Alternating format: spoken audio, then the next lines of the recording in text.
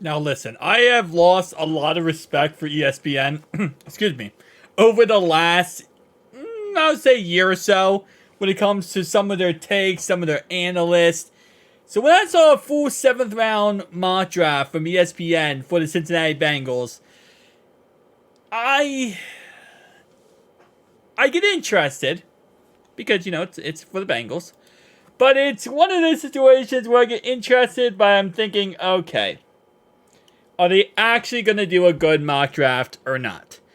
And let's just get right into it. So starting off right away, by the way, shout out to ESPN, because they're the only company so far who I've seen a full 7-round mock draft from, a major, sports analyst, sports source.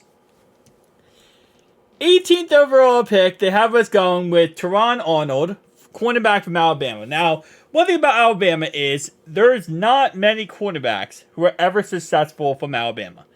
I can list off on my hand right now every cornerback that's been successful from Alabama. Number 1 is going to be Marlon Humphreys of the Baltimore Ravens.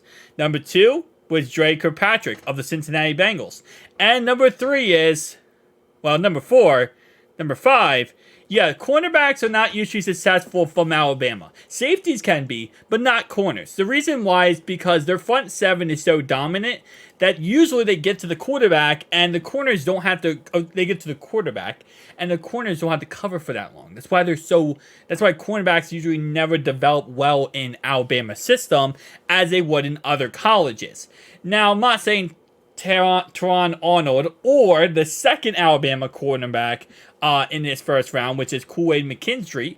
Both of them are from Alabama, and they could both be really good cornerbacks. But I wouldn't, again, take a cornerback in the first round when you have so many positional needs. If we take a corner, right, in this whole draft, he's going to be our 4th cornerback. Okay? 4th corner. If we take a right tackle, he potentially could eventually become our starting right tackle.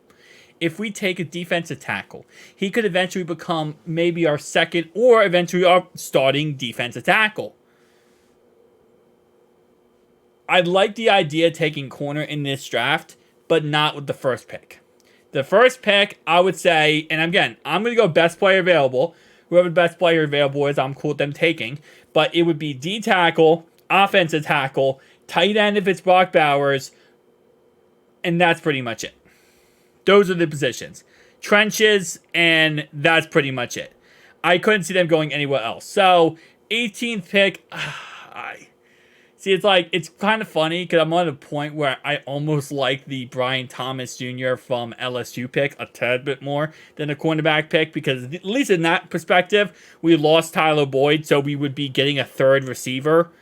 But yeah, no, I don't like the 18th overall pick being cornerback. I disagree with that. 2nd round, Ricky Pearsall, wide receiver from Florida. Now, there has been a lot of different mocks / speculation that we could take a corner in the 2nd round. And honestly, I'm not really against the idea of doing it.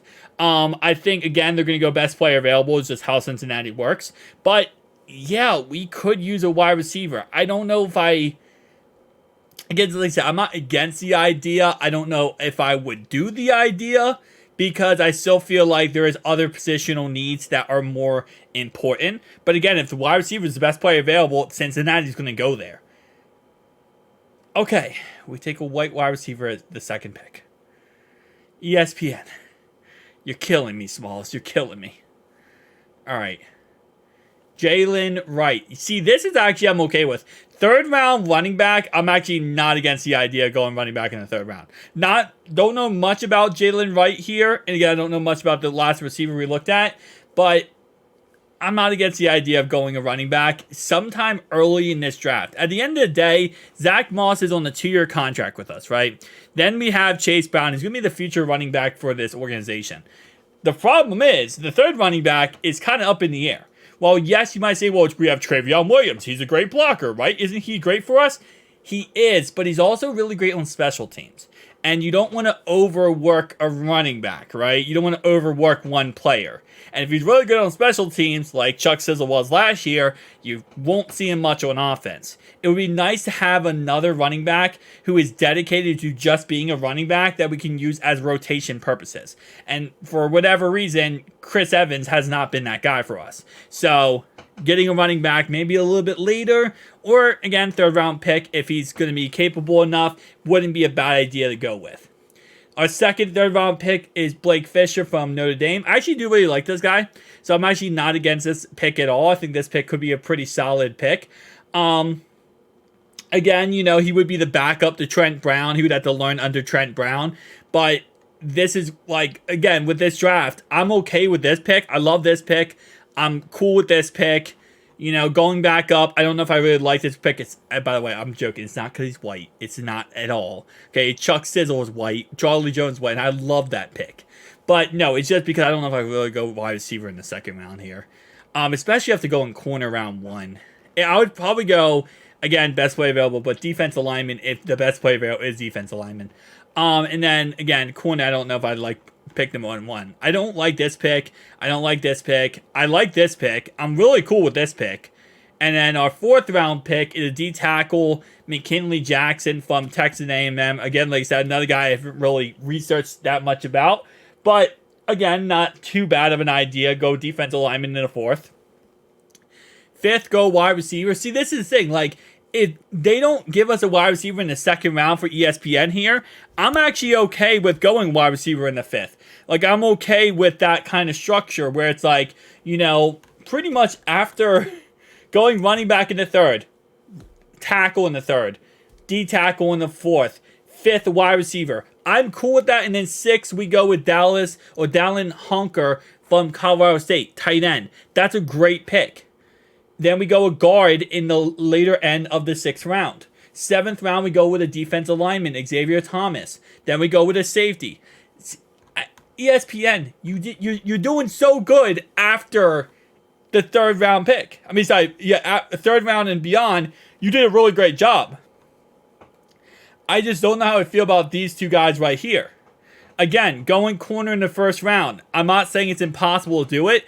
And I'm not saying it would be the worst idea possible, because it would be a beneficial in the aspect it would be a great player for us.